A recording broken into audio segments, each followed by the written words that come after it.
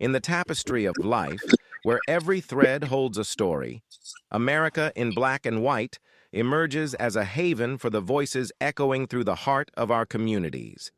In this podcast, we wade through the rivers of our collective experiences, celebrating the vibrant hues of change brought forth by the whispers of hope and the roars of action.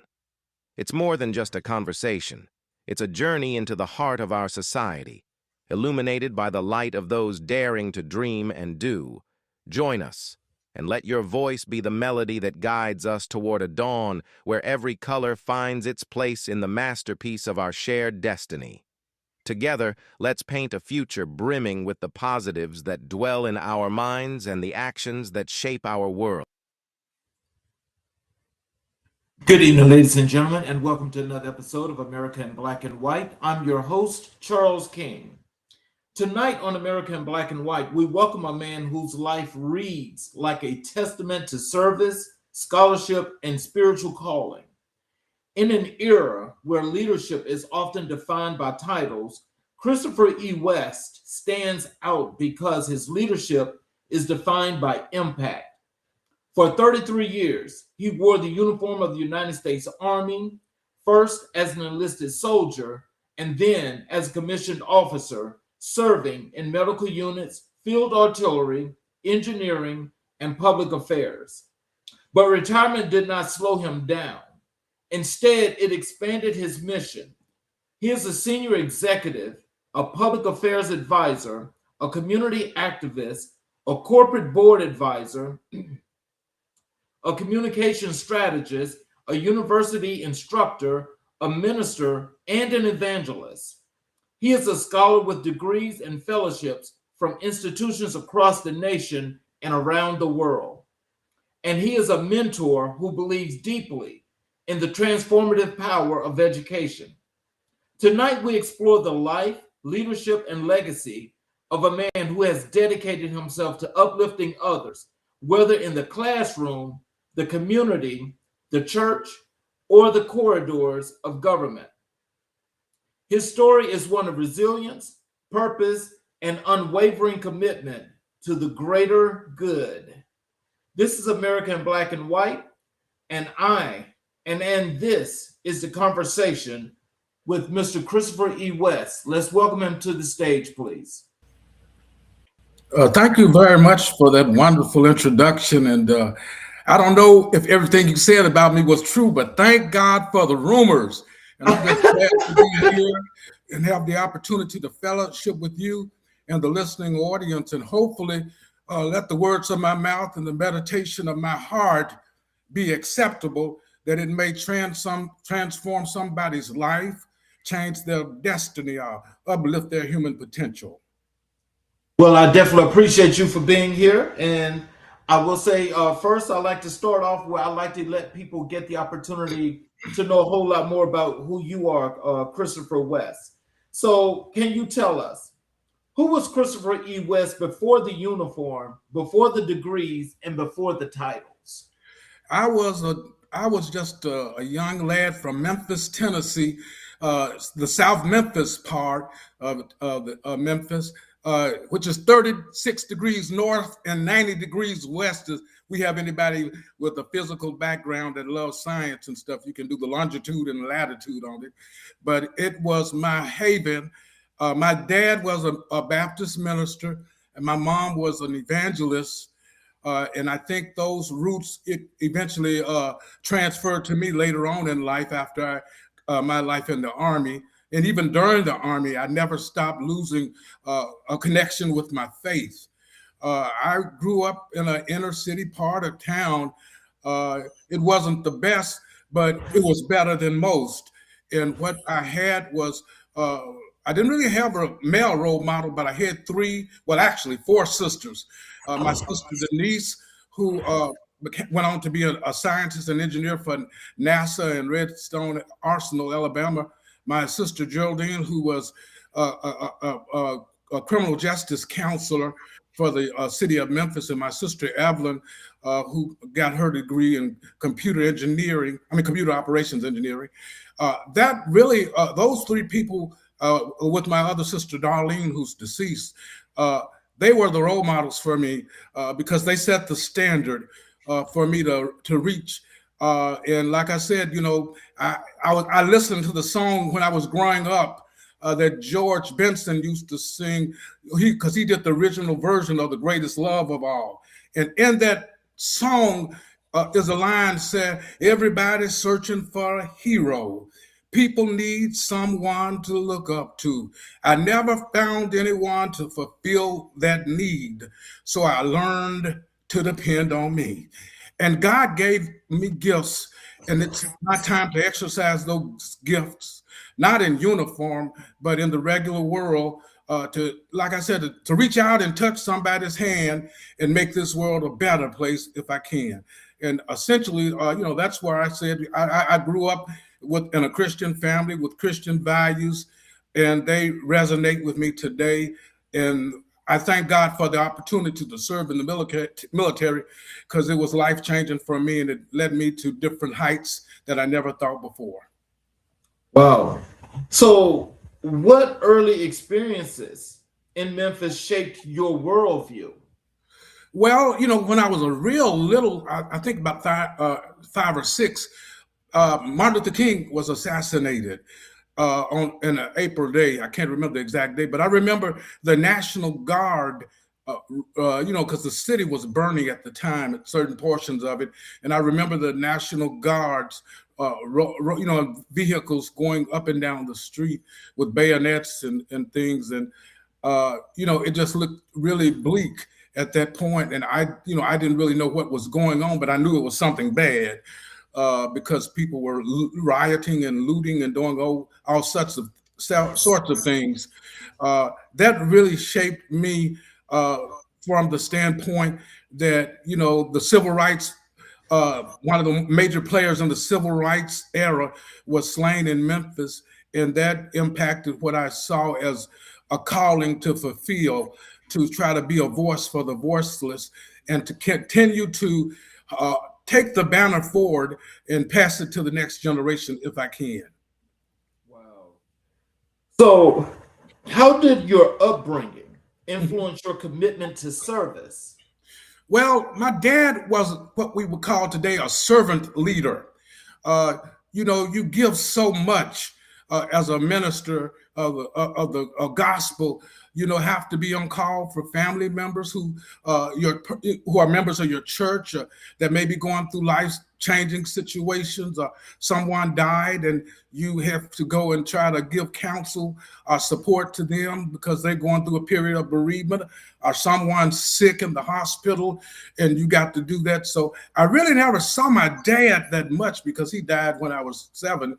But his memory resonated with me because I saw at that time someone that was committed to a cause to serve humanity, and in a way that, the Bible in Luke tells us to give, and it shall be given unto you, good measure, pressed down and running over. And then David told us that I never seen the righteous forsaken, nor its seed beg for bread. And so God never let me down, and he always kept me and never left me. And for that, I give him all the glory. Wow. So, just go back to in your younger years, Mm-hmm. and you're growing up, and you've experienced these things that you had these learned experiences. Mm-hmm. When did you realize that you were going to become the leader that you are today? That is a good question, because really in high school, I was very shy. I was scared of girls, and everybody called me the Jerk for the movie The Jerk at that time. That was my nickname, and it didn't bother me because, people said things, but you just got to learn how to, if you know who you are and whose you are, those words don't hurt you.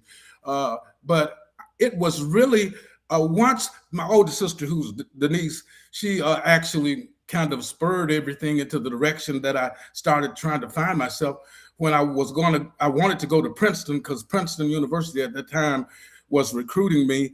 And I went down the street to my friend's house, Dwayne, and I came back smelling like some stuff I shouldn't have smelled like, and things. And my sister said, he doesn't need to go off to that school because they're going to have him doing LSD and everything else. And And then I met at that time, when you're getting ready to graduate from high school, you're trying to find what your purpose in life is and what you want to do. And I just, I didn't want to go to the local university at that time. So I decided I was going to join the military out of, really a dare to my mom, because she didn't want me to join. But I just, back in the day when we were a little bit younger, we had the yellow pages. And the yellow pages were the blue pages, which were the government agencies. And the first one I saw was Department of Army. And I called him, and the guy name was Staff Sergeant Richard Walls. He told me, "You come down here right now." And I thought that, being ignorant of the process at the time, I thought the government knew who I was and where I was at. And so I just went on and went down there and signed up. I had no idea what the heck was going to happen to me or anything. But my friend said, "Chris, you're not going to make it. They're going to send you home." And so I was determined to finish the military training because I didn't want nobody to say I was a quitter or anything. And so the military really, my NCOs and sergeants, NCOs are non-commissioned officers, they were the ones that saw potential in me.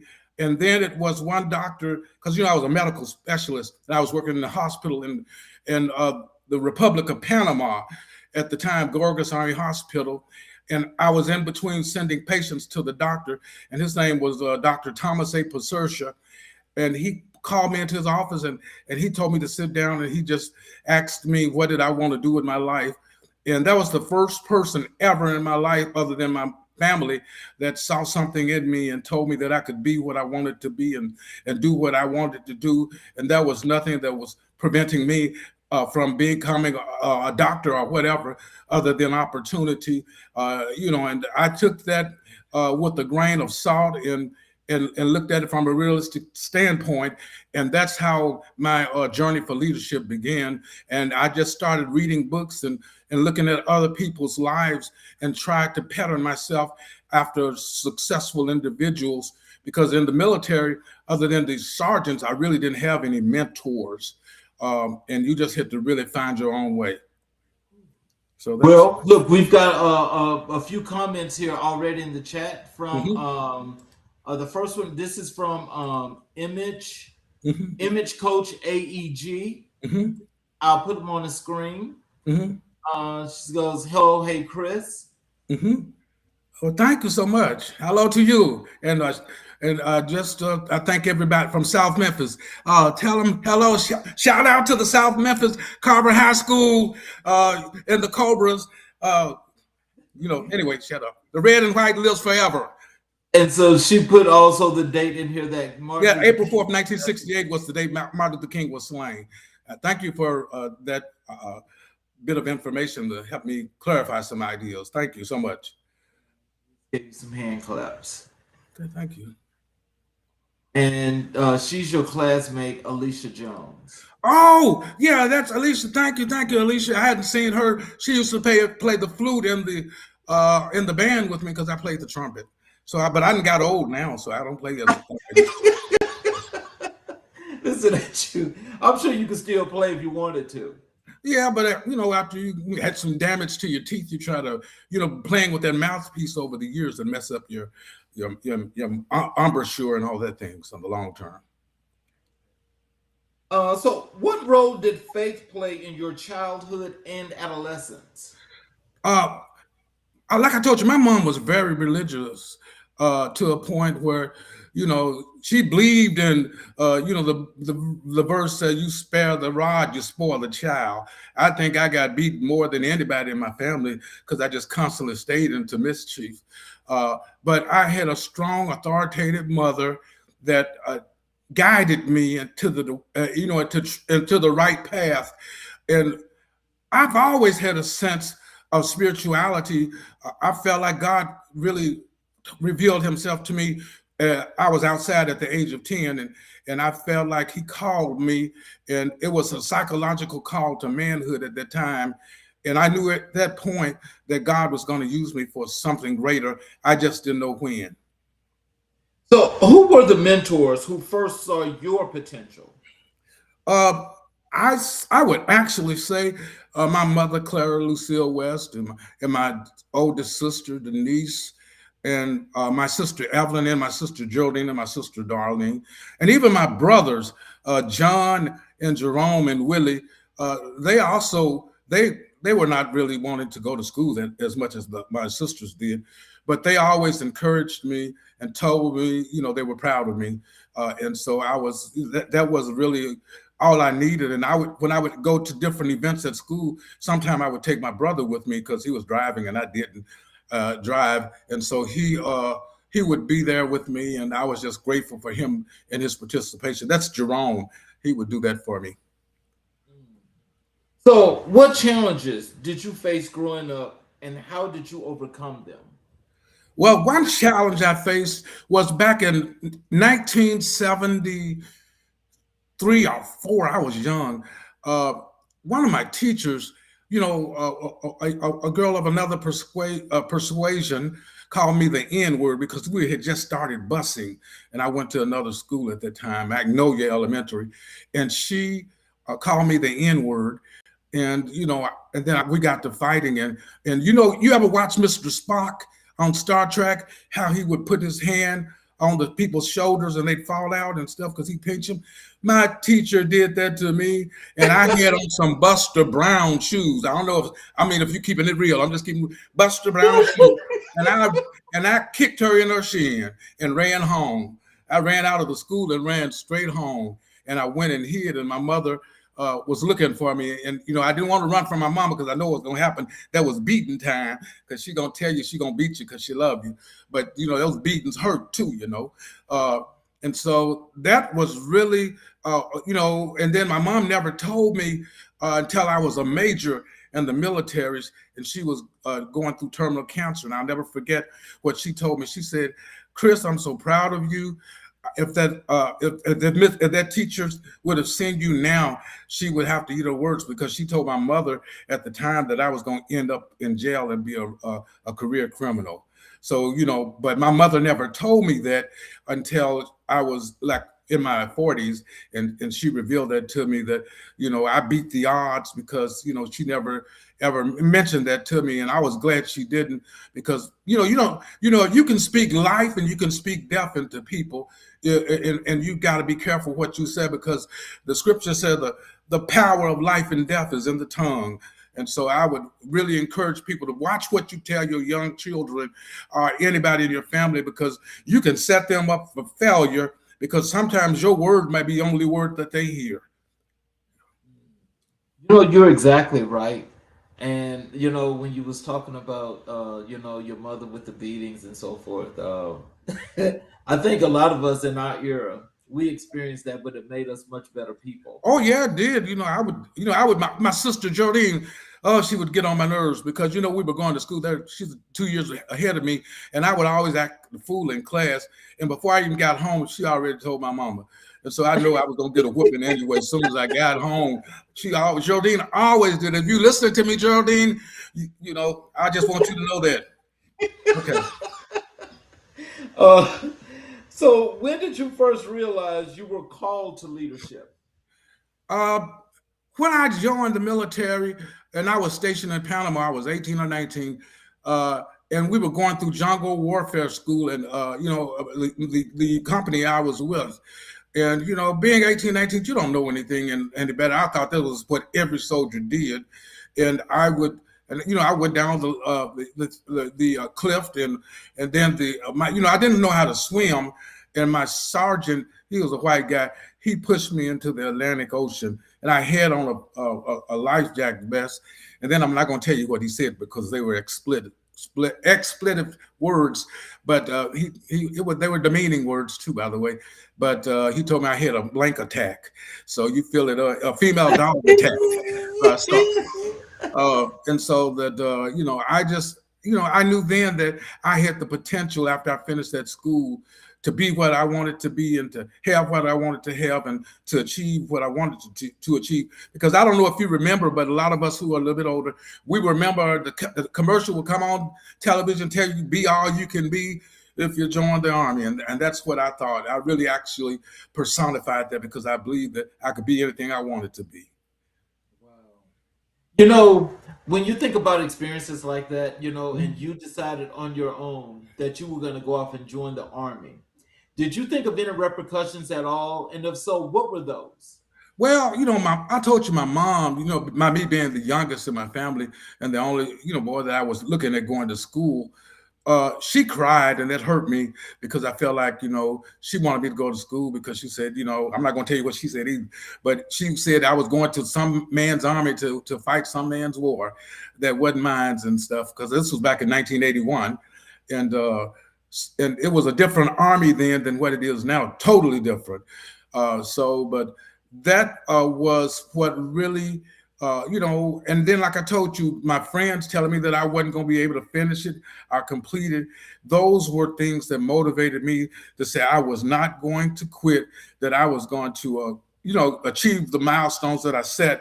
And the Army started making me do different duties and stuff, which gave me an opportunity to exercise my gifts of leadership. And those are the things that really resonated with me and caused me to develop at that point when I was an enlisted soldier.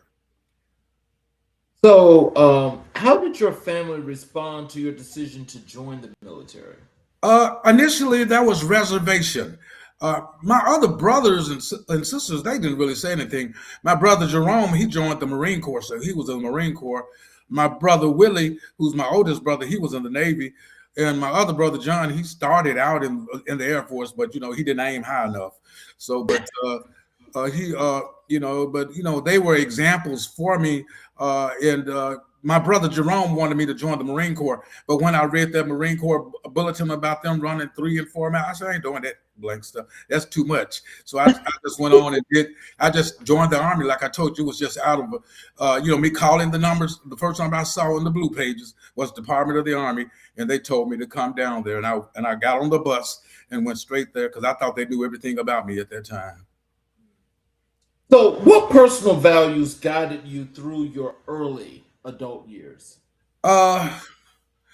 Being grounded in my faith. Paul told, because I would always hear my, my pastor, the late Reverend J.L. Payne, and also my mom would often tell me, when I would hear her talking to me and stuff, you can do all things through Christ that strengthens you, and that you more than a conqueror, and I believe those little verses because that let me know, despite whatever obstacle I face in life, that I'm more than a conqueror because I got a force that's with me, that's divine cosmic companionship that really allowed me to elevate myself to a new level and new heights. And I don't know about you, I was like the song says, I'm pressing on the upward way. New heights I'm gaining every day. And so I felt like every day was a good day. It may not have been a sunshiny day. It may have some obstacles in it. It may have some disappointments and setbacks. But at the end of the 24 hours, it was still a good day because I learned a lesson. And I thank God for those lessons because I wouldn't be who I am today if I didn't understand the trials and tribulations that I encountered.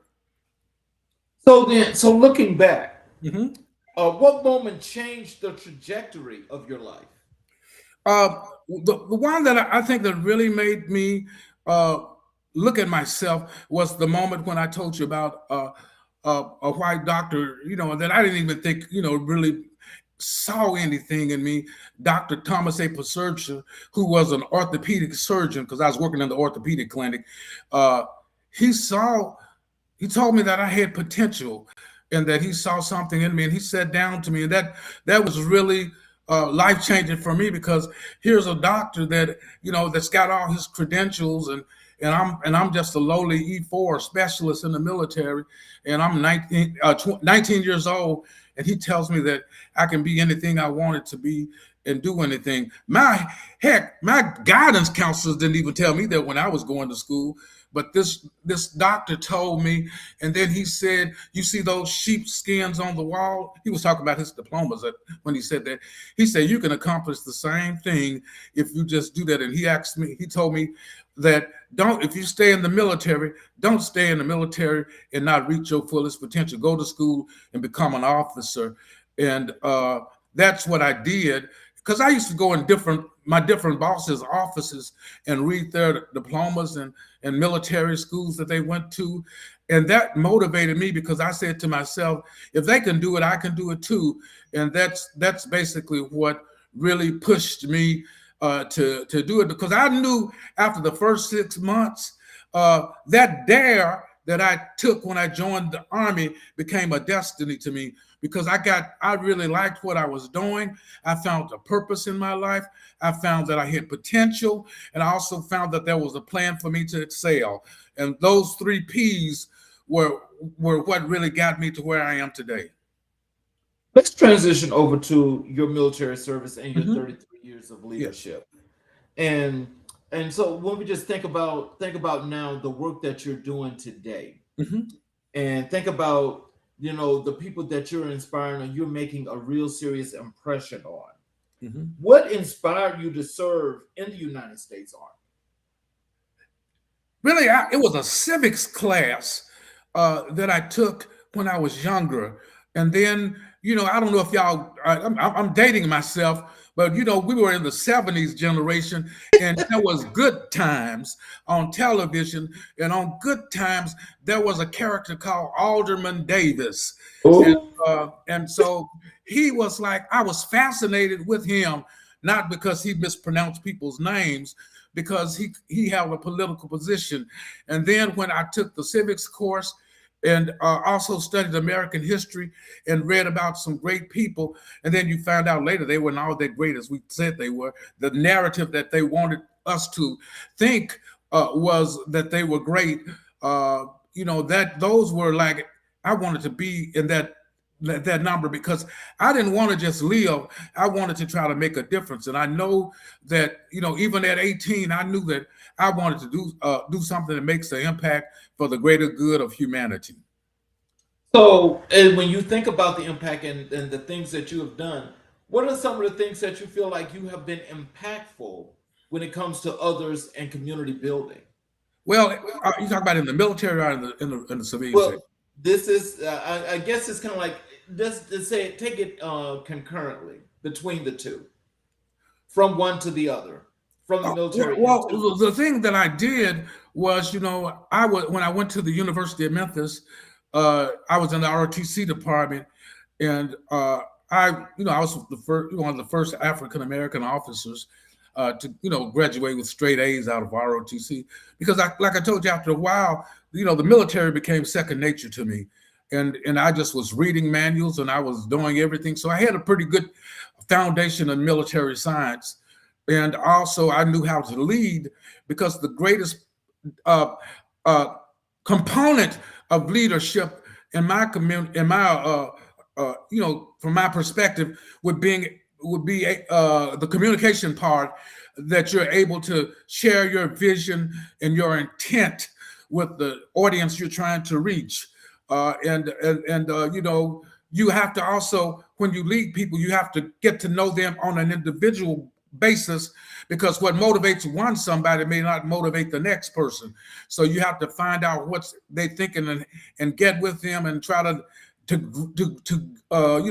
come up with a team, and remember, that it just was ingrained in me. There's no me in team, and also that everybody in the team can be replaced, even the leader. So you always wanted to power down, if you will, and allow people under you to develop their skills and exercise their talents that they naturally had and what they learned from the military.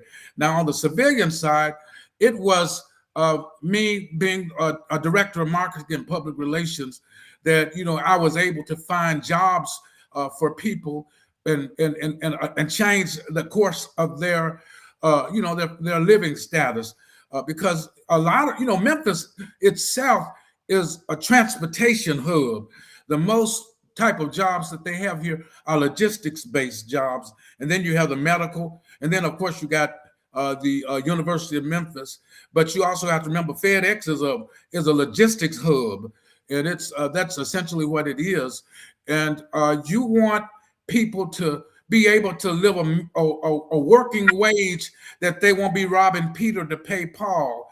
And you've got to let people know that, they don't have to accept just what somebody give you, kibbles and bits, but that you can actually have what you want to have, be what you want to be, and do what you want to do. And so that's what I champion. But honestly, what I see at the moment in Memphis and in a lot of cities that are Democratic cities is you got some poor leaders that are out for themselves and not for the constituents that they serve.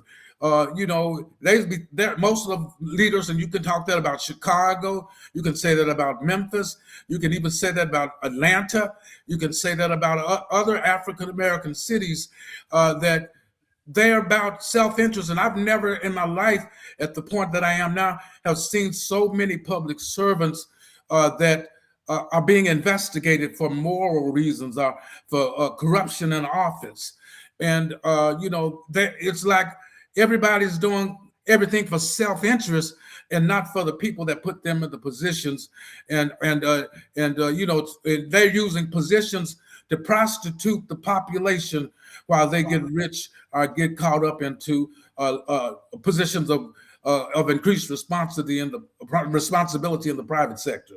So those are some of the ways I wanted to be. I've always been involved in community service.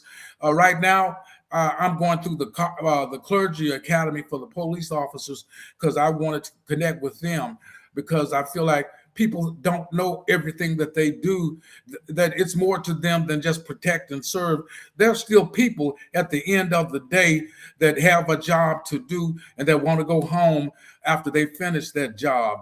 And that's what I would really want people to know, that a lot of people do it not for the money, but they do it because they want to make a difference and they want to make an impact and they want to be seen as contributing something so that their living was not in vain. And that's what I've experienced along the way. I've lived in Baltimore, Maryland. I worked for the city of Baltimore, and that was the same issue wherever you go. When I lived in California, in the Los Angeles area, it was the same situation. And God forsaken Oklahoma and Kansas, I wouldn't even want to live. I lived those places, but they should have been shot off the map a long time ago. No, I'm just joking. But you have the same issues in that area as well. And so that's what I see consistently, that a lot of people who claim to be servant leaders, they're not. They're serving themselves in the long term. I hate to have to jump off of this, but I really want to give you a chance to respond to this as well, because the points you just made were more than valid.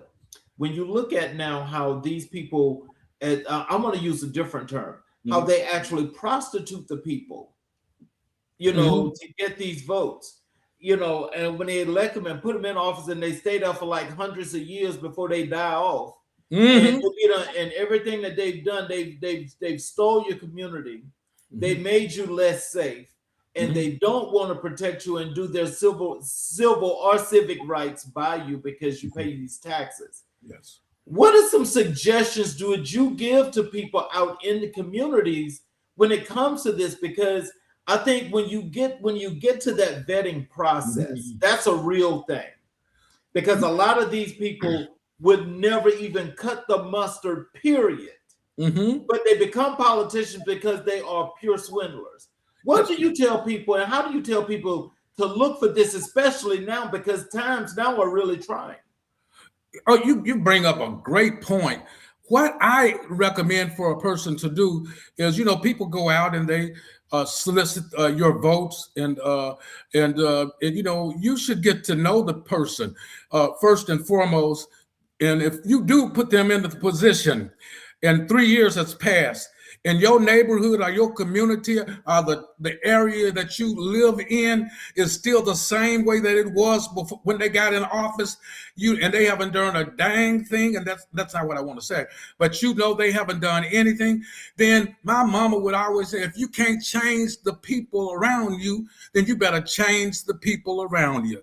And so that's what I would recommend people to do, is to become informed and hold those that represent you ruthlessly accountable for the common good of your neighborhood and your area.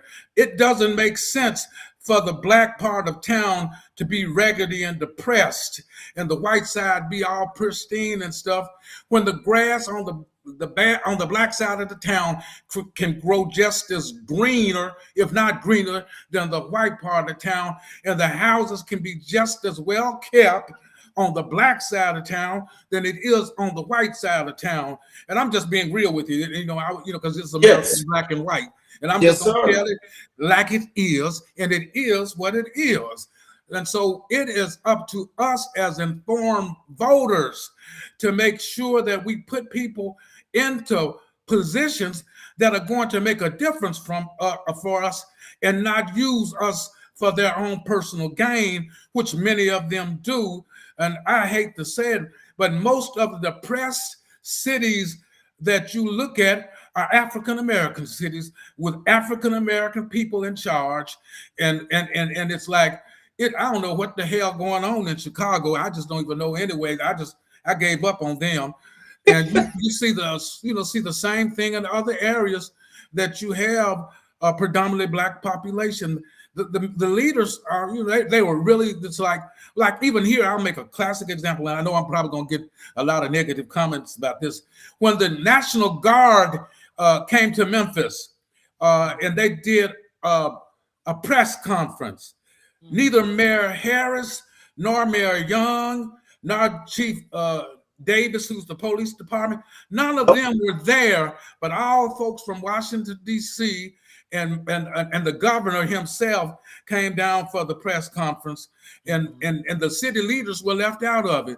And that let me know right then and there that they were Rudolph and they couldn't join in the damn reindeer game. And that was all it was.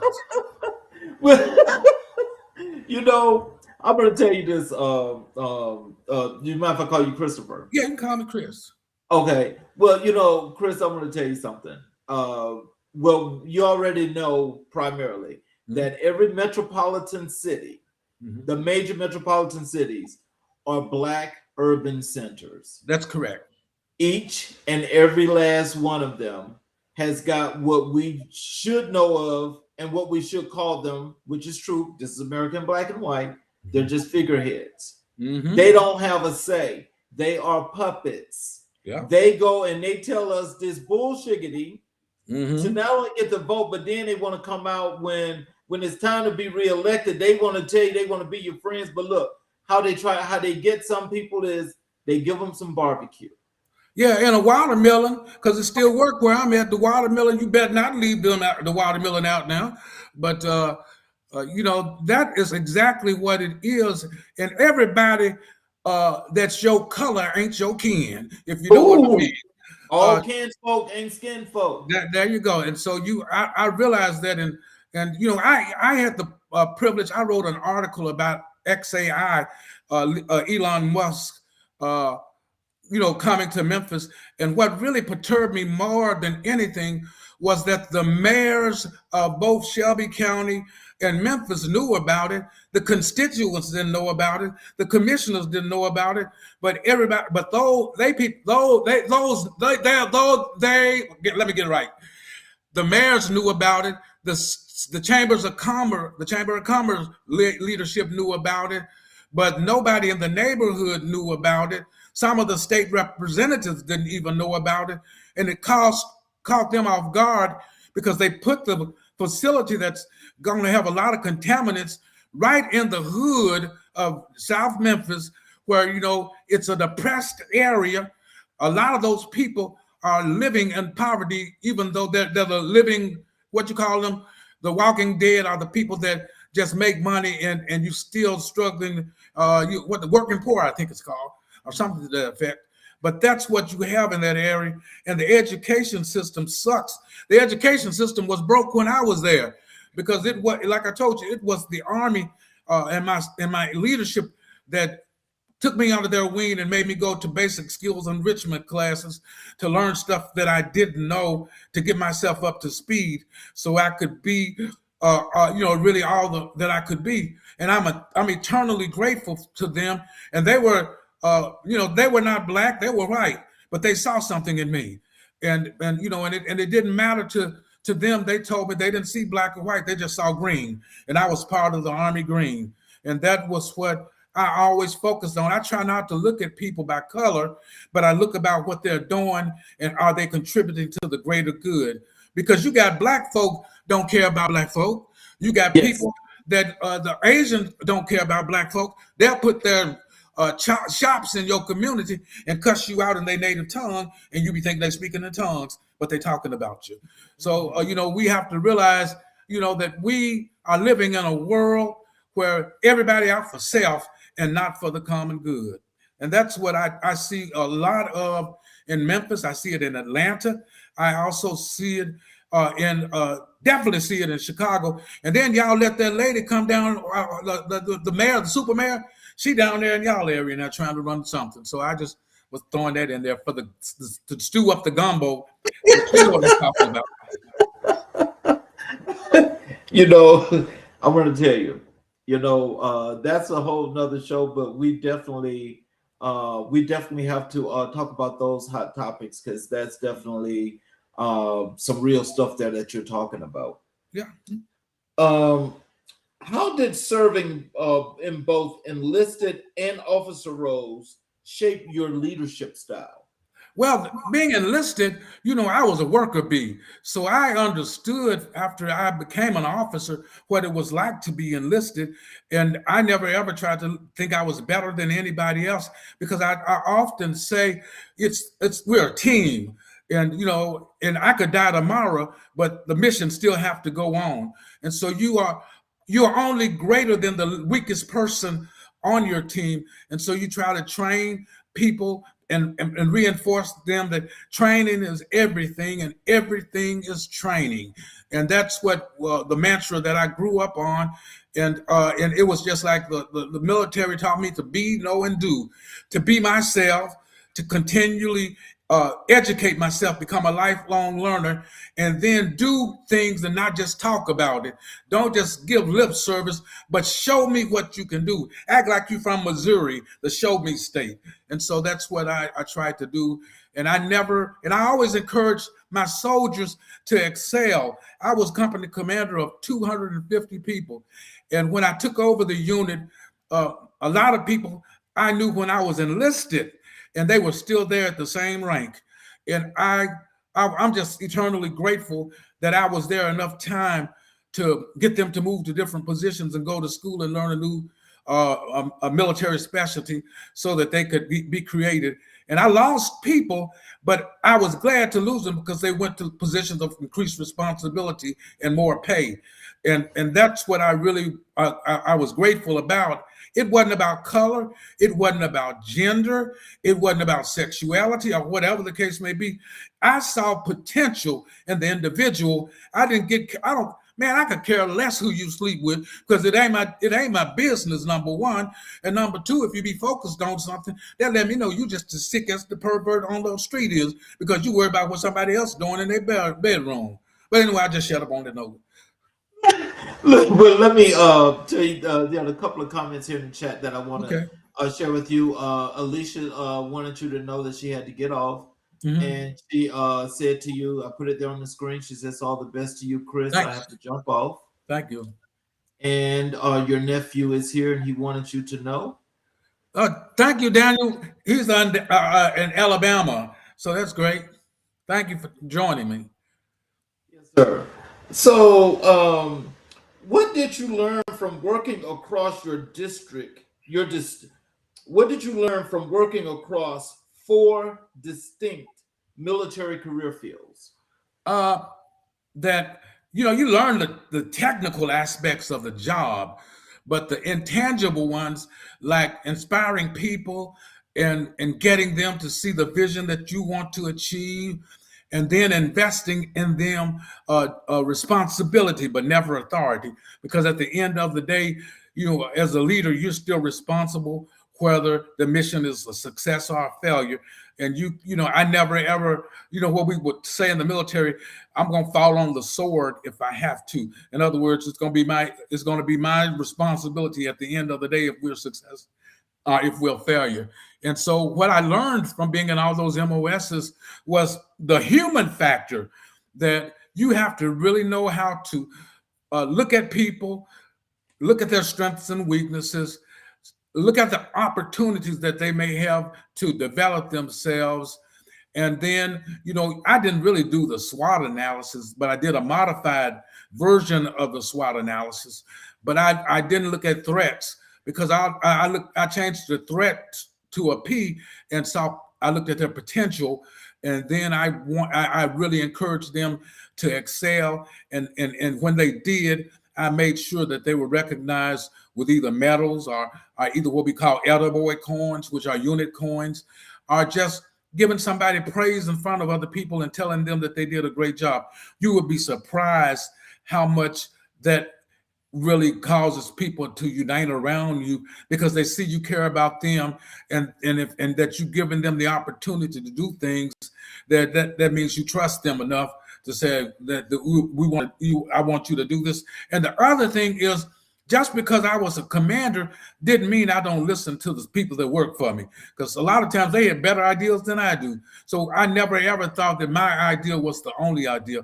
I always listen to other people, and then do what I call a BATNA, which is my best alternative to get everybody to follow on the same sheet of music and execute it. And that's how I did that. So which assignment had the greatest impact on your development? The assignment that really got me, besides being a company commander of an engineer unit, was my tenure at the Pentagon. Because at the Pentagon, you're not really military anymore, to be honest with you. You're a part of the political process. I don't care what level you are and what you're doing. You are now in the nation's capital, and you're playing politics more than you're doing anything. You're doing politics and policy. And one thing I learned is, if you had to go to Congress, the Capitol Hill, you better not wear your military uniform, because somebody will see you, a staff member or somebody will see you and ask you a question. And if you answer it, they're going to take you, well, the Army said this. And, you may not even be don't have any power or responsibility to be talking about anything. You're just there being a messenger or watching what's going on to be part of a congressional hearing. And so you never wore a uniform. So I had to invest in a lot of suits because you've got to do that in the Washington, D.C. area. But it was fun. It was educational, because I got to go to a lot of the schools. I went to the University of Maryland, the University of Virginia. I went to Harvard. And I did the Congressional Black Caucus, the political leadership program at the Congressional Black Caucus. I did the Navy War College, and also I did the Marine Corps Command and Staff College. So those 6 years that I was at the Pentagon were the most fulfilling years of my life. I didn't really get off that much, because I had to balance school with being at work at 7 o'clock in the morning and not getting home till about 11 o'clock at night. But in the long term, I was young, and you can do it when you're young, but I can't do it right now. But I did do it then. That was the greatest experience of my life. I know that's right. So in the process of doing that, were there any younger individuals that were working under you that you gave some expert tutelage to help them to come along in their careers? Yes, a couple of people that stand out. Well, one of them was Adoracia Purdy. Adoracia was on my team. We were a part of the Plans and Operations division within the Public Affairs section of the Headquarters Department of Army Staff. My boss was the Secretary of the Army, and my other boss was the Chief of Staff of the Army, who was a 4-star general. And I was the lead speech writer. And that's really what would trip me out, because I came from South Memphis. I didn't have anything in common really with people of another color, if you know what I mean. And here am I, using what I learned in college and just observing people. I'm writing speeches for them, and they're reading them word for word and stuff. and and then you just had to, well, how do I want him to sound? I want him to sound intellectual or what? And so if I would go and find quotes by Plato or Aristotle, or either some other philosopher, or even I used military theorists like Sun Tzu or Clausewitz, Karl von Clausewitz, and I would use their thoughts and to help them understand or articulate to the audience what they wanted them to know.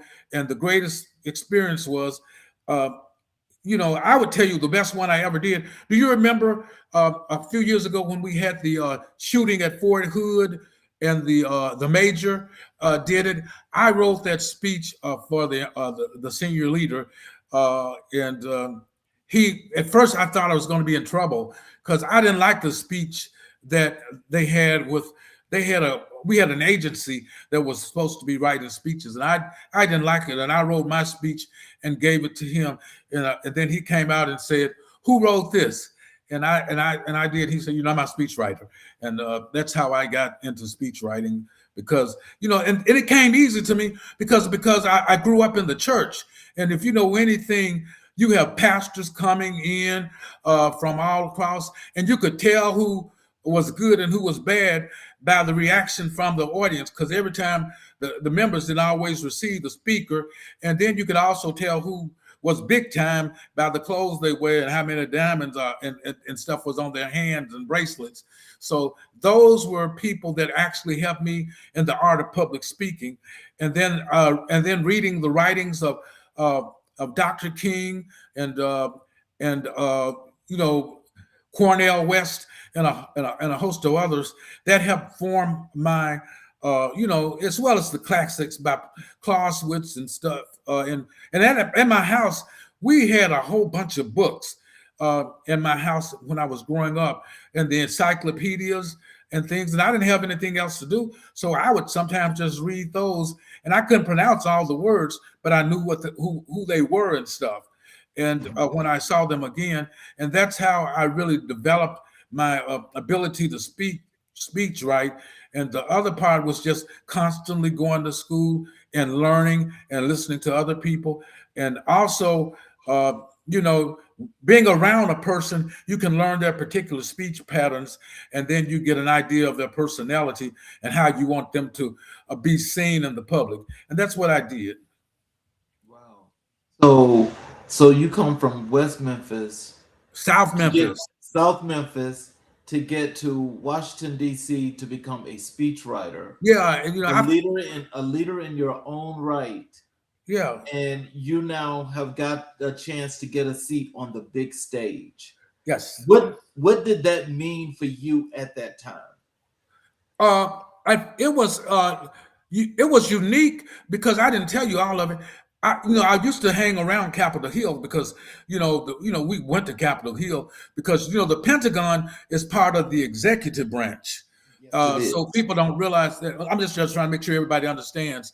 And Congress is the one that holds the purse, and so the funds. And so what we would have to do every year in September, once the Congress comes back into session, every year we will be putting together, white papers and other ideas to present our case to either the Senate Armed Services Committee or the House Armed Services Committee to justify why we need that spending and how it's going to affect operations. And so my job was to also write speeches that help articulate those desired endpoints, and most of the times the speeches might be in talking points, so the person gets looked down real quick and have an idea where they need to be. Or sometimes I would do long speeches, and then sometimes I would do PowerPoint presentations, and that those are boring because people can get caught. We call it death by PowerPoint. You can get caught up into it so much until you'll go to sleep. And so that's what I did. But also the other one was when I was in Iraq. In combat, I had 17 soldiers that were under me, physically under me in my house in the area, but I had another 60 something all around the region in Iraq that answered to me because I was the chief of public affairs, and I came my leadership role from public affairs came straight from CENTCOM, Central Command. So I would have to let them know what we were doing, and a lot of times they would give me feedback. But you also had First Corps, which we had a 3-star general, but and you let their staff know. But a lot of times the reporters will come and contact your unit directly, so you actually end up being the face of the military and giving interviews and prepping your leaders for interviews with the major news outlets that were there in country, because almost everybody had a news outlet from Reuters to BBC to Fox to MSNBC and to CNN and all. I knew all the reporters, and also they knew the do's and don'ts. Because I would tell them, if you ask something that we didn't plan for, that I'm gonna cut the interview off, because I didn't want to leave my leader in a compromising position. Because let me know, those generals be depending on you to tell them what they need to know. They don't really know everything like people may think. How did military service prepare you for your post-service career? When I got out the military in 2017, I was in from 1981 to 2017. When I got out the military, I wasn't scared like I was when I got out, and went to college in 1984. They didn't have all these programs in place at that time, because, we were still trying to get over Vietnam at that time. So they didn't really have the preparation programs to help you get out of the military. But I had the skills, and also most people don't realize, by working at the Pentagon, that's like a feather in your cap, because everybody don't get to work there, and all that. They handpick who they want there. And I couldn't leave for 6 years, and I almost didn't get out of it then, because they wanted me to stay and continue to be a speechwriter for the leaders. And so I ended up going to Orlando in Florida, based in Orlando, and that's where I retired from. And right down the street was Tampa from Orlando, and I would go down there to school and at the Joint Special Operations University. I never stopped learning. That was what I did. I went to class till 2 months before I got ready to retire, and I got a job immediately, making 6 figures right out of the military in Maryland, and that's why I moved back up to Maryland. But if I had my choice, I would have went back to California, because I really loved California, and I like that more than I like Florida, because I didn't have to worry about the hurricanes, crocodiles, and the snakes. So that's why I didn't too much care. The hot sun didn't bother me at all. It was that the worst thing is being in a hurricane. You haven't been in a hurricane, you do not know what it feels like. I was in Hurricane Matthew, and that was one of the worst things I've ever experienced. And I said, if I survived that, I was never going to go back to Florida, and I haven't been. Well, I'll tell you this. I grew up in Mobile, Alabama, so I know everything about a hurricane. Oh, okay then. Well, you know what I'm talking about. Yes, sir, because you're absolutely right. And them things can be, just depending upon, especially where you're located and the hit, it could take you out in a matter of seconds. Yep. I was in the biggest one down there on the Gulf Coast for in a while, since Camille was the worst, but I was in Hurricane Frederick. Wow. Hurricane Frederick destroyed pretty much a lot of Mobile. The infrastructure was like gone. We had no power for a while, so it was like kind of like crazy. Let's talk about your ministry and spiritual calling. When did you first sense the call to ministry? I was actually, to be honest with you, and I know my sisters and brothers would tell you, I would be the preacher and we would be playing church when I was younger. It was like, I think I was about 5, and I knew then that I wanted to preach. I don't know why, but I got on the banister at the house and I pretend like I was preaching. And I, only thing I really remembered from the church were 2 words. And if you know you Baptists, if you remember these words, that was surely and early. Surely he died and early he rose. If you didn't know nothing else, you were going to remember those two words out of the Baptist experience. My God. So that was really my spiritual formation. And my mom made us go to Vacation Bible School and Oh BT Lord. and BTU and Sunday school and revivals. My mom and them, my mother kept us in church. And it was like you were gonna go to church, you were gonna go to church. It was simple as that until you got a little bit older, and then my mom didn't make us necessarily go. But but you got so used to going, and so you just started going because it was part of it. But those messages that Reverend Payne would preach, uh, uh, they would resonate with me sometimes, and it just caused me uh, to really, be a Christian like. And then when I joined the army and I went to Panama, and that was my first time experiencing denominations outside of Baptists, because they put all of us together, the black people and people that were what we call evangelicals. They put us in what they call the soul service, and so that's where I learned a lot about Church of God in Christ. The Church of Disciples of Christ and everything, because all of us got together and we just was trying to make sure that we had some degree of spirituality, and it helped me through my enlisted time.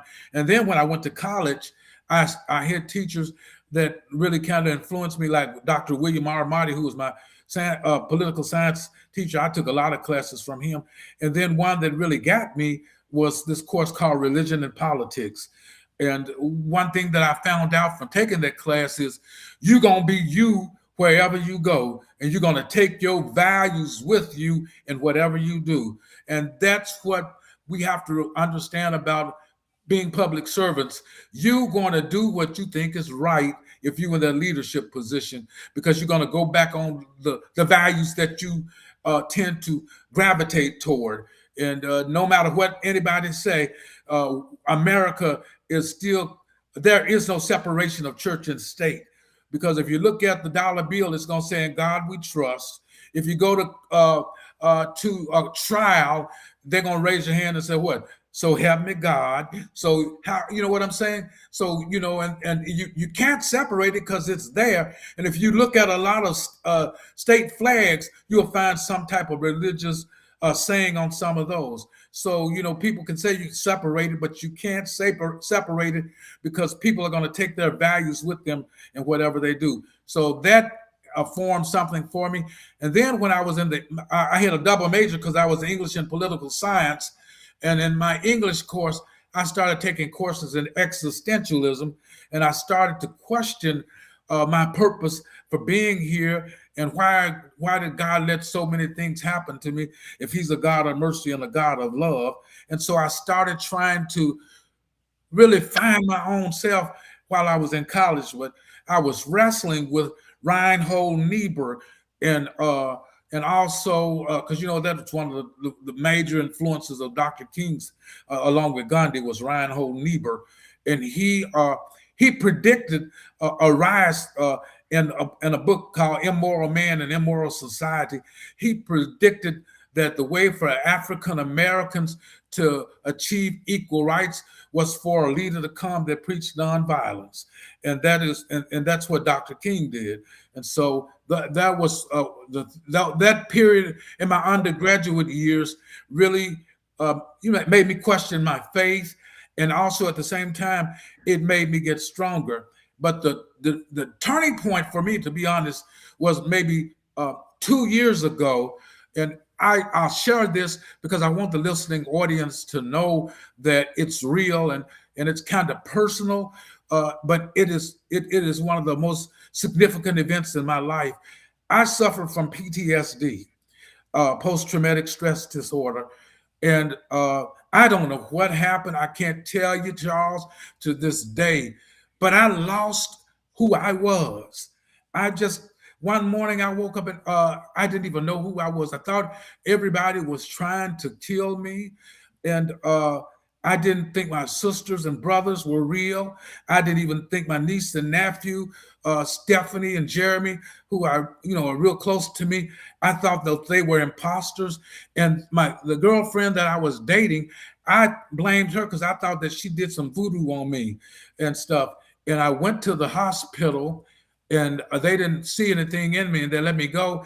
And I came back home, and my brother-in-law, Elvin, came by the house, and I wouldn't let him in and stuff. And then all of a sudden, I thought that people were coming to get me. So, I'm gonna just show you how ignorant I was, but how great my God is that I got in my car, and don't ask me how I did it. I drove all the way to Dallas, Texas. And then I know you did. Yes, I did. And I didn't even realize I drove there because I was trying to get away from whatever force I thought that was causing me to act the way that I act. And I got out my car, and well, along the way, I hit my cell phone, and I don't know whose field I threw it in, but I stopped my car, and I thought my cell phone was bugged, and I threw it in somebody's field in Texas. And I drove off, and then I drove to I remember I drove to one of those 24-hour convenience stores, and I got out my car, a brand new Audi that I had just bought. I got out of it. I threw both sets of keys in the car, and I shut the door to the car, and I got on the highway and started bombing a ride because I was trying to get away, because I thought that my car was, that Nikki had put some type of beam on my car, and it was now possessed. And so I got on it, and I hitched a ride with a Mexican guy, and he took me and told me he would. He asked me where I was going. I said, I want to go to the border. I'm trying to get to the border, and he took me as far as he could, and then he dropped me off at another store. I didn't even know who the guy was, and that's how I was saying I wasn't just in my right mind, because that was a very dangerous thing to do, not knowing anything that I was doing, but I wasn't thinking, because I was thinking people were after me, and then I saw two police officers, and then I told them that something wasn't right, and I think someone is trying to kill me. And they asked me for ID, and I gave it to them. And then they said, Mr. West, do you know you got a missing person report on you? And I told them I didn't know, and I was scared. And they took me to the fire station, and then from the fire station took me to a hospital. And then the next thing I knew, I was in a hospital. And my sister's son, Eric, he came and left the telephone. And when I came back they put some sedatives in me, and I didn't know that. And when I came back, I saw the phone, and I threw the phone in the garbage because I thought it was possessed too. And I didn't even know who I was for the longest.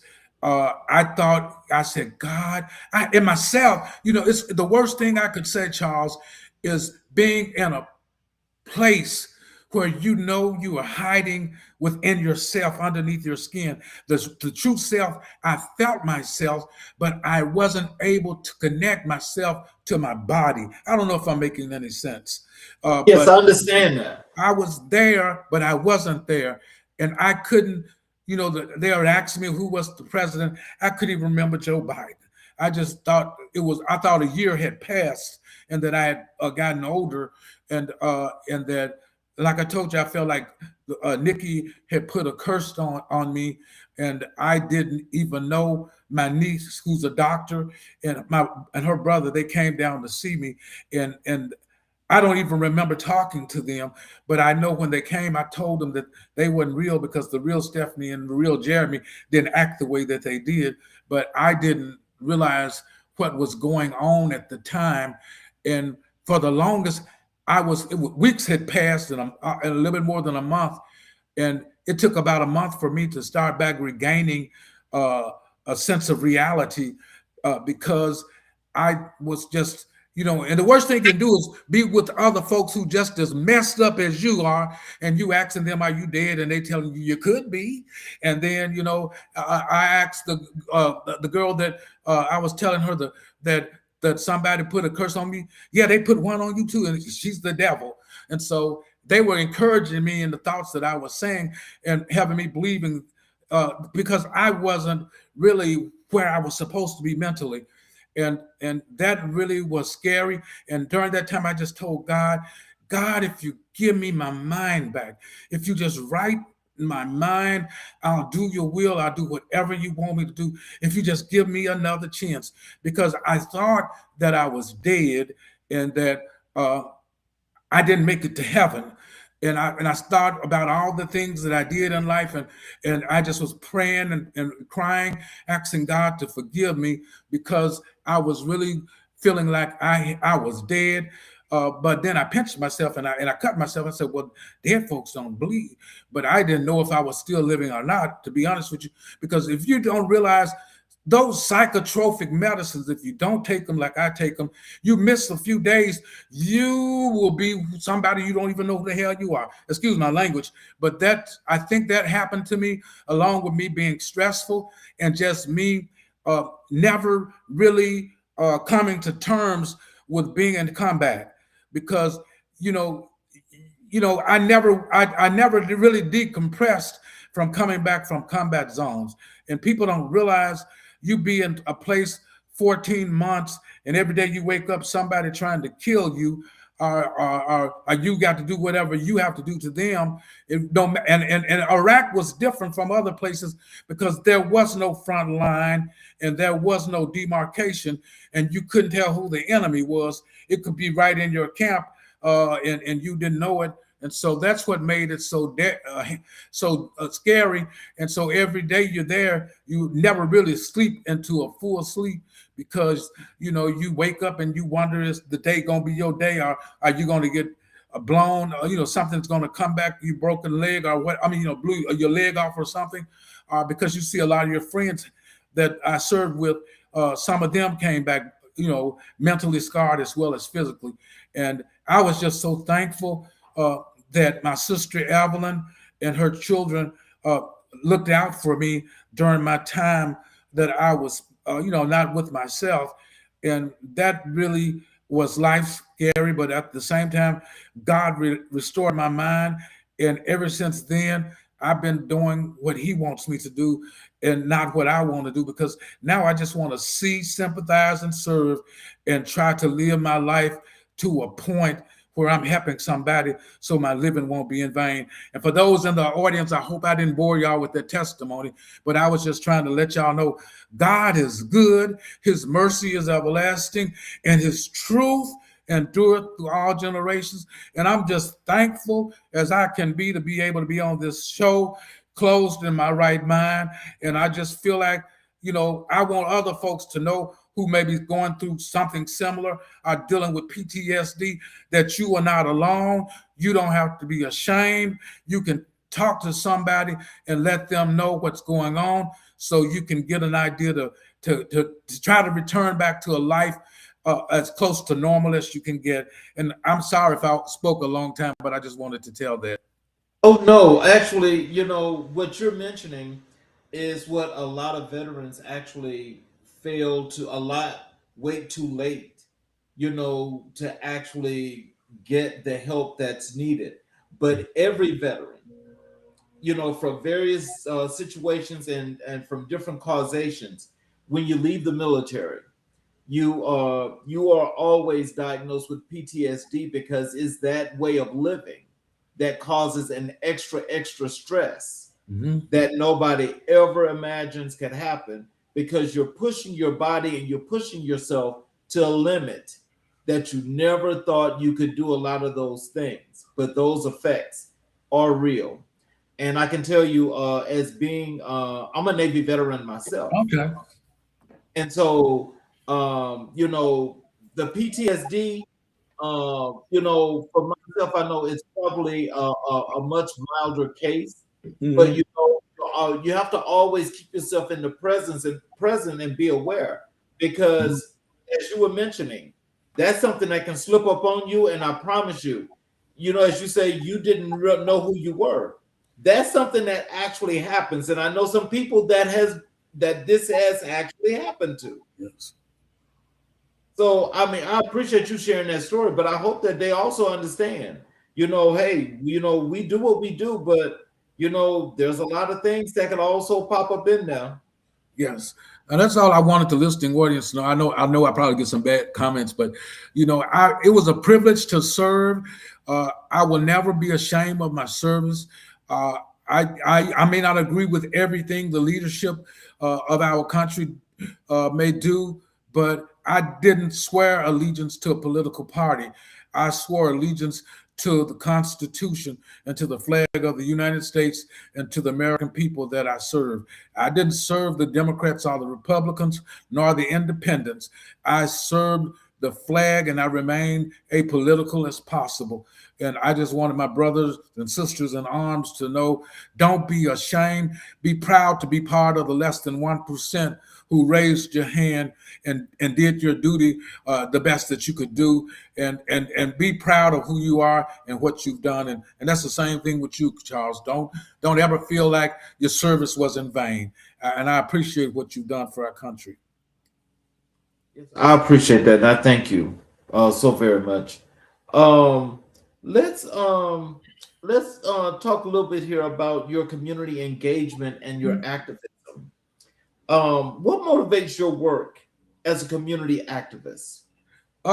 It's like I said, it's more of doing evangelism from a standpoint of trying to reach people, because the biggest concern I've seen, and I don't know if you're going to agree with me, but you have mega $1 million churches in the heart of the inner city, surrounded by poverty people, and they come in there on Sundays, do their hallelujahs, and then leave us before the sun goes down because they don't want people to see. But Jesus never worshiped that much in a synagogue or a church. He went out to the common people, and the common people heard him gladly. And we've got so accustomed to wanting people to come to us and not when we should go to them, because that's what missionary is supposed to be about. When we say we're a missionary Baptist church or whatever, are you doing evangelistic work? You got to go to those people and let them see what you about. And the biggest problem is we've lost our connection with the youth, the YNs or whatever y'all want to call them, Generation Alpha. We just, they are wild, and we don't know how to come in, how that happened. But someplace between singing "We Shall Overcome" and during the civil rights movement, we lost ourselves, and we lost our ability to be a community, and we lost the sense of trying to care for one another, like we did in the segregated eras. We had more of neighborhoods that looked out for each other. You didn't have to have neighborhood watch. You could have somebody that knew your mama and knew your daddy and knew what you supposed to been doing. And if you didn't do it, they were going to tell your parents on you. And so that's what we've lost. And I don't know how we did it, but here we are, and we are afraid of the people that we've raised, because they don't have any value to anything, and we lost trying to connect with them about telling them about the wages of sin. I don't care what nobody said. You've got to preach the word and not just prosperity. You got to preach the gospel and not just what you want to pick and choose on preaching. You got to tell the story that there are things that you should and shouldn't do, and that we are responsible for each other, and that I am indeed my brother's keeper. And in a word for the young children, let me tell you one thing. You keep on living. If you do get to live long, you're going to turn old, just like I did. And my mother would tell me in her lifetime, Chris, there's an old man waiting down the road for you.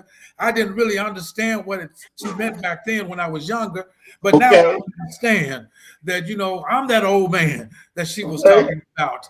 and now I'm near the end. I got more days behind me than I do in front of me. And the days that I have left, my appointed days, I want to be doing something that is good not only for myself, but it's good for others, and it's good for God, and it's just a good work in and of itself. And I just want to continue to tell people, don't give up and don't throw the ship and don't abandon ship and don't wave the flag, that things going to work out in the long term. Just remember, if you can go back to anything, go back to 2nd Chronicle, the 7th chapter and the 14th verse, and read that over and over again. If you're part of God's posse, and if you come to him, everything's going to work out. It don't matter if you whatever your religious faith may be. It can be Hindu, it can be Muslim, but if you turn to your supreme force, and that force is a force of good, it's going to be good not only for who you are, but also for what you represent. And that's what I believe, and that's what I'm going to stand on. Oh, Lord have mercy. You just said a whole mouthful because, as you mentioned, I could tell you, my opinion of what you were saying about how we lost these folk is we lost these folk because they found more and more ways. This is the system found more and more ways to intertwine and to get into our households. Yes. To strangle and to cut off that control and that opportunity to continue to raise these children the way they should have been raised. And so once the system had that opportunity to do that, that is when the kids that were behind us went footloose and fancy free, because now notice that parenting now is, we're considered really old because the younger kids not just got kids, they got grandkids now. Yes. And so the parents aren't being parents, they're being friends. They want to be friends with the children. Yes, that's what it is. And that doesn't make sense. No, that's why I said we've lost our way. And you hit one point that I thought was real critical, is when we go back to the Great Society and Lyndon Baines Johnson, and when he started putting out a more social in-kind service, in other words, like SNAP and everything, and made the stipulations that you couldn't have a man in your house. We've lost the sense of having a family, and we have more single female parent heads of house than we did anything. And I don't have nothing against a woman, but a woman can't raise a man. There's just some things that you can't do or teach a boy that he gonna either learn on the streets or he gonna learn from somebody.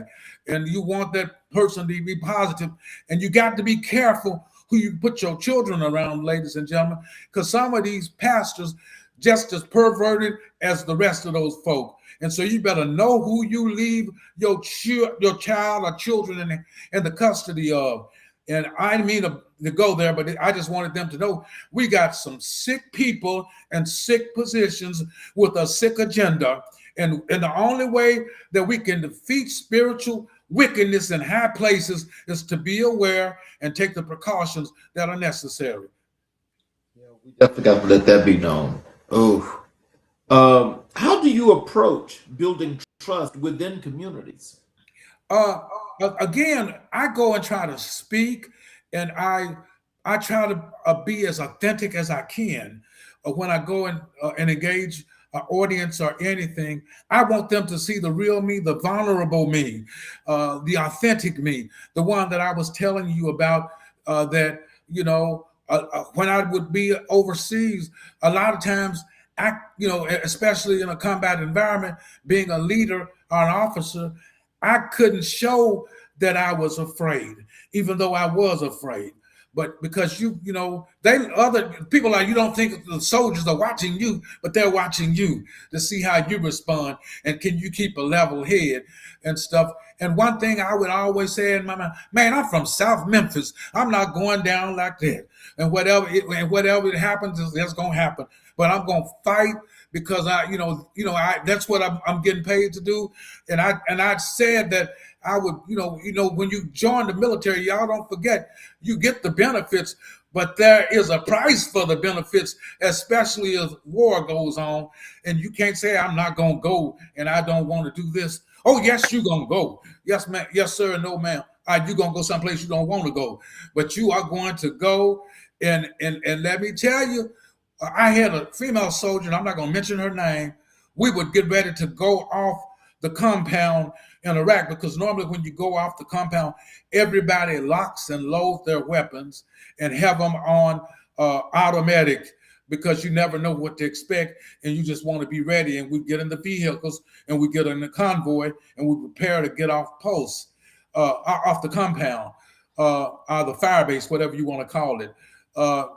And then, I had a young lady that was a sergeant, and she didn't believe in killing people, so she would just have a blank magazine in her weapon. And I found out about it, and people don't realize this, that one somebody can compromise your whole mission. Y'all might not think that is, but that one situation with that one young lady that don't want to do anything can be the difference between life and death in a situation that people that's why I said you have to really know your soldiers and their strengths and weaknesses, and also anticipate how they may respond if something stressful happens. Because combat is stressful in and of itself. Just being in that area is, whether you were on the, never left the base or anything, you are still overseas in somebody else's backyard, trying to do something that they don't want you to do or achieve. And one thing about people, if you know your neighborhood, the people in your neighborhood know their neighborhood better than you ever gonna know it. They know all the cracks, the crannies, where they can do stuff and get away with it, and where they can blend in, and you can't figure out who was who. And that's what the Iraqi soldiers did. They would hit and run, and the worst time to do it, and I'm gonna shut my mouth on this, is when we have a sandstorm or a dust storm, and they start shooting mortars, because the radars can't pick up the mortars during a sandstorm like it does during a regular day. And people don't realize those bullets don't have no specific target saying that I'm not going to hit you. You just as vulnerable as somebody who is out of the compound, because you don't know where they're going to land or what damage they're going to do. So all you can do is just hit the ground and pray. And that stuff right there for 24 hours, 7 days a week, for about 365 days. I dare any of the gang members that say they tough to go and do it and see if they won't come out the same as they went in. And that's all I got to say on that. So what issues in Memphis are closest to your heart?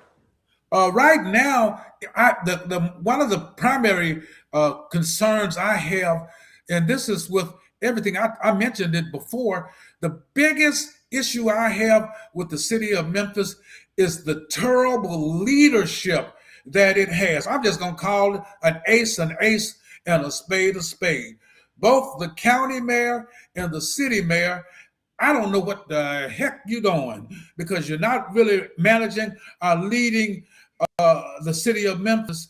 And then when you did the XAI thing, I forgot to tell you, you signed a non-disclosure agreement, which I don't understand that, being a public servant, you are supposed to be recognizing and promoting the good of those that elected you in office, and not signing a non-disclosure agreement with Elon Musk and his company, and then not even telling the people in the area that they were going to be a power plant was going to be put in their neighborhood, because people don't realize that a lot of contaminants every time those the big chat computers, they leave contaminants in the water and also in the soil. And that's one of the concerns that Senator Justin Pearson and others are fighting, and trying to make sure people don't forget that over in South Memphis, they are doing. And then Elon Musk talk about they're going to provide jobs to the people in their neighborhood. I'm gonna shut my mouth on this. But how in the hell you gonna give a job to a person that most of them ain't got a high school diploma and know they ain't got a college degree? What sense does that make? You ain't gonna be that don't even make no sense. And then you're gonna say you're gonna be investing. You set up a fund to make sure some resources go back into their community. How in the heck are the people going to enjoy the resources when half of them gonna get cancer or some other environmental agent that they're not being able to identify, and years later they get some type of ailment because of what happened? But that's what I'm saying. That's why I said the leadership is bad, and also you have a DA that's I don't know what he's doing either, because the police arrest people. We got a revolving door. I don't know if it's like that in Atlanta, but you can commit a crime and then you go in there and get identified and pictured, and then you right back on the streets a few days later, if not the same day. And they just arrested you. We call that the revolving door here. And the issue is 84% of the people that are arrested are African-American males. And that's a crisis that the Memphis Ministers Association, those that are in charge, have never addressed, is the narrative that's happening to African-American males in the Memphis area, that most of them can't read and write, but they're part of a gang, and nobody cares, because we just going with business as usual and giving lip service, like you said, to the constituents, and being puppet heads for other folks that are pulling the strings of the leadership within a certain region. And that's what I see in Memphis. And though that's the major concern that I have, is that song that came out in the 90s, early 90s, where they said self-destruction, we headed for self-destruction. That's what I see. I mean, I'll shut up on that, but I don't know. So when we chatted, I told you we do Black History 365. Mm-hmm. And I asked you who were the most influential people in your life and career in Black history. You told me Carter G. Woodson, James Weldon, MLK, and Benjamin E. Mays. Yes. Okay, Carter G. Woodson. The miseducation of the Negro. Because he institutionalized Black historical scholarship, mm-hmm. and taught the world that our story is worthy of study, mm-hmm. preservation, and honor. What does that mean to you? That it's my duty to make sure that we pass the knowledge from this generation to the next generation, so that they can keep on, so that if we don't pass it on, we are doomed to repeat the vicious cycle at some point. It may not be in our lifetimes, but it'll be in some other lifetime, where they're going to have to start back where we started with the Emmett Till in the 1950s. Oh, wow. James Weldon Johnson, mm-hmm. because he embodied the fashion of art, activism, mm-hmm. diplomacy, and intellectual excellence, showing that Black leadership is multidimensional. How does that resonate with you? I really like James Weldon Johnson, because most people, we sing the song, but we really don't understand why we sing Lift Every Voice and sing Tell Earth and Heaven Ring with the harmonies of liberty. We've got to let earth and heaven ring with the harmonies of liberty. We've got to make sure that Martin Luther King tried to say, let freedom ring. That's the same thing as Walden was saying, the harmonies of liberty. We've got to sing a song full of our past and also the hope of the future. And it says, let our rejoicing rise what? High as the listening skies, and let us march on until victory is won. And we're not at the point where we are going to achieve victory. We got some more battles to fight. We still got some hills to climb. We still got some struggles to go through. But I have faith that if we connect with the younger generation, we can break this vicious cycle, and they don't have to go out talking about deleting each other or whatever, because you're going to reap what you sow sooner or later.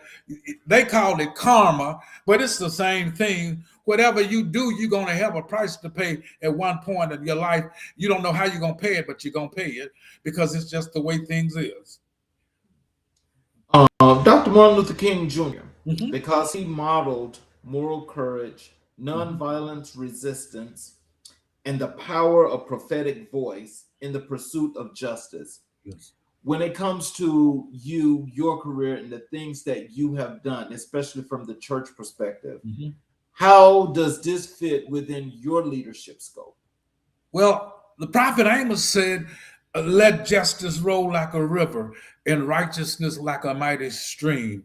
And what I'd like to see is, I believe that all of us can strive toward the dream of a better tomorrow. It has nothing to do with color, with gender, with sexuality, with religious faith, with the socioeconomic status of a person or political persuasion. We are all human beings at the end of the day. If you cut me, I'm going to bleed red blood, just like if you cut a white person, they're going to bleed red blood, or Chinese or whatever, because we are all connected through a force greater than I, or either you. And we've got to realize that I am my brother's keeper, and what affects him going to ultimately affect me in the long term. In some way, we are going to pay a price. And so it is up to us, should I say, to strive for justice and to continue to try to reach that liberty bell and make it ring freedom for everyone. And Dr. Benjamin E. Mays, because he was the educator of educators, the mentor of mentors, and the architect of disciplined, ethical leadership. How does this resonate with the work you do with your community activism and working in the community engagement itself in your community? Well, a lot of the stuff that I do because I feel like it is my duty, not just as a man of the faith, but as I often think about when I do things. I think about the Good Samaritan that was on the road to Jericho, and that he saw the Levite. And that Levite, most people don't realize that the Samaritans and the Levites were the ones that was God had given the duty through Moses to carry the Holy Grail, and they were the religious keepers. And so there was a distinction between the Samaritans were not either Hebrew or nothing. They were a mixed breed of people. And that Samaritan, that mixed breed of person, that was the one that stopped and realized that this man has an issue, and that man's issue could have been my issue. I could be on that road that was caught and robbed and stuff. That could have been me outdoors with no clothes, no food, all alone without a friend, just another number with a tragic end. But God I serve didn't let those things be. He, with his power, he keeping me. And that's what I want everyone to know. If we just could get together, forget about denominations, forget about yourself, concentrate on the one who rules earth and heaven, and let him use you in a way that is miraculous and life-changing, and causes you to look at your neighbor and tell them, I love you. In spite of all that we've been through, we still have joy at the end of the day. And with that, I wanted to tell y'all about this book. I don't know if you can see it. It's called The Collision. Can you see it? It's actually it's fading in the How about now? Now it will. Yeah, you can see it a little bit now. Well, this book called Collision, while in a it says white male fragility meets black female resistance. This right here is a must read for anybody. And I would tell y'all to go get your copy. You can look at it. It's by my sister, Dr. Clara Denise West. And it's her experiences that she went through while she was in public service. And I think that it really is moving, it's touching, and it also gives some lessons that will help anyone that's going through some crisis, whether it's whether it's in job in the government or just in the civilian sector world. It'll help anybody, and you can find it on Amazon and every other places. But it's a must read, and that's what I would want people to know, that we all are together, and we all of our family and all of our community, all of us are community, and it's up to us to come together to make this world a better place. And I believe we can. I know we can if we just do what we need to be, because Michael Jackson did it best when he said, "We are the world and we are the children. We are the ones that make a brighter day." And nobody else can do it, but we can. Not me by myself, but we can. Not you, Charles, by yourself, but we can. Together, we can make a change. That's what I would like people to know. Yeah, so I was just gonna ask you here, and from yourself, do you have some words of wisdom and encouragement that you'd like to leave with our audience, as well as tell them how to connect with you via social media, your websites, anything that you'd like for them to know? Well, I wanted the listening audience to know that this joy and this cause that I'm serving now. I served in the Army of the United States. Now I'm serving full-time in the Army of God, and that I want people to know that in this field it calls for labor, it calls for sacrifice, it calls for suffering, but in the end there's joy. And we are responsible for the children that are astray, even the young adults. You might not reach all of them, but you can reach a few and make a difference. And those few can be example for the other folks that once was, because we were all ex something. All of us did something. Some of us just didn't get caught, but we all did something. Some of us just didn't get pregnant, but we all did something. Some of us just didn't get a STD or HIV, but we all did something. Some of us didn't get behind the wheel and drink, but we all did something. Some of us didn't lie, some of us still lying, but we all did something. And so I want people to know that we all are ex somethings, but we look at each other and say, "I love you in spite of what you did," and let's make this community a movement that inspires people to do things, not because you have to, because you need to do it. We have got to reach the young generation. We've got to do it, ladies and gentlemen that's listening to me. Preachers, we got to do it. Get out of your pulpits and get into the community. That's what I really want to say. Get out. Stop talking about it and be about it. Stop talking about they bad and they this and they that, and we don't want to be bothered with them. They your children and your grandchildren. They somebody's niece and nephew. They somebody's mama and daddy, and we got to reach them. And that's what I would like to know. People can reach me on LinkedIn. I'm Christopher West from Memphis, Tennessee. They also can reach me on my Yahoo address, which is westceusa@yahoo.com. I'm always available. I tend to put myself around my teaching schedule, but I'm here. I'm available to talk. We can collaborate and try to find out how we all can make a difference, because I promise you, if it's happening in Memphis, it's happening in Chicago, it's happening in Philadelphia, it's happening in Los Angeles, and it's happening any place where we are.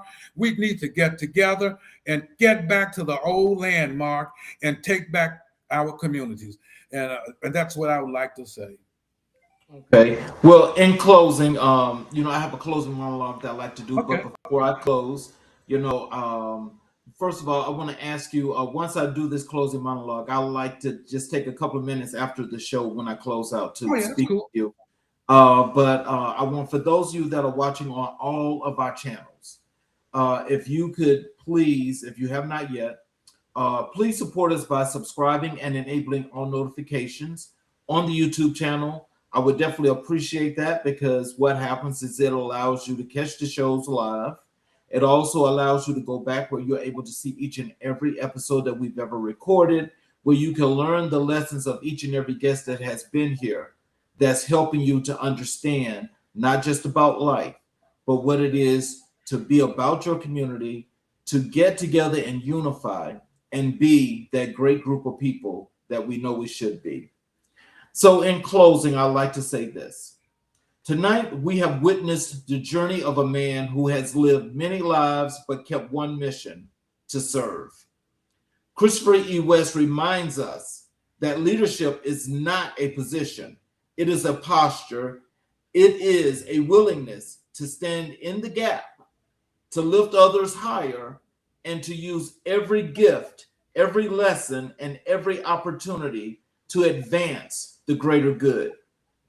His story is a testament to the power of education, the strength of faith, and the enduring responsibility of service. From the battlefield to the classroom, from the pulpit to the public square, he continues to shape minds, strengthen communities, and inspire future leaders. This conversation is a reminder that greatness is not accidental, it is intentional. And tonight, we have been blessed by the intentionality of a life well lived. This is American Black and White, and this is how we move forward. Thank you, guys. Have a great night, and we will see you tomorrow evening.